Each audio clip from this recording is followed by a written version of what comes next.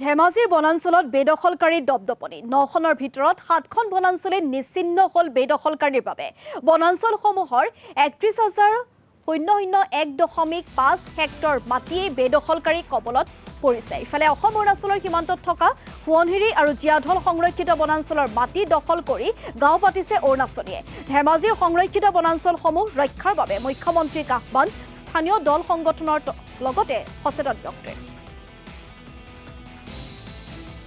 বিশেষকৈ অসম চৰকাৰে যিসমূহ বনাঞ্চলৰ পৰা অবৈধভাৱে যে বসবাস কৰিছে বা তেখেতলোকে তামোল গছ ৰুইছে তেনেধৰণৰ যিবিলাক ব্যক্তি আছে বা সেইসকলক উচ্ছেদ কৰিছে সেই তাক আমি আদৰণি জনাইছোঁ। যিহেতু আজি বনাঞ্চলত সেই অঞ্চলত যিসমূহে অবৈধভাৱে বসবাস কৰাৰ ফলত আমাৰ জলবায়ু যি পৰিৱৰ্তন হৈছে ঠিক একেদৰে ধেমাজিতো প্ৰায় 9খন বনাঞ্চল আছিলে, কিন্তু এতিয়া গৈ পভা আৰু এই সোৱণশিৰি বনাঞ্চল সেই সোৱণশিৰি বনাঞ্চল 2খন নামমাত্ৰহে আছে। বাকী যিহেতু আপোনালোকে জানে প্ৰায় 50,000 হেক্টৰ মাটি আছিলে, তাৰে 31,000তকৈ অধিক মাটি কিন্তু বেদখলৰ কবলত আছে।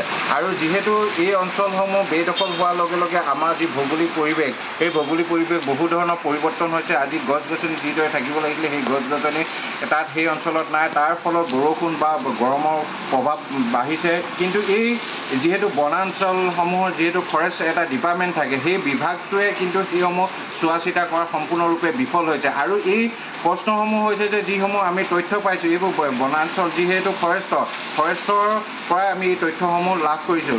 ইয়াৰ পাছতো যদি সেইসকলৰ ওপৰত কোনো ধৰণৰ ব্যৱস্থা গ্ৰহণ নকৰে ই দুৰ্ভাগ্যজনক। বিশেষকৈ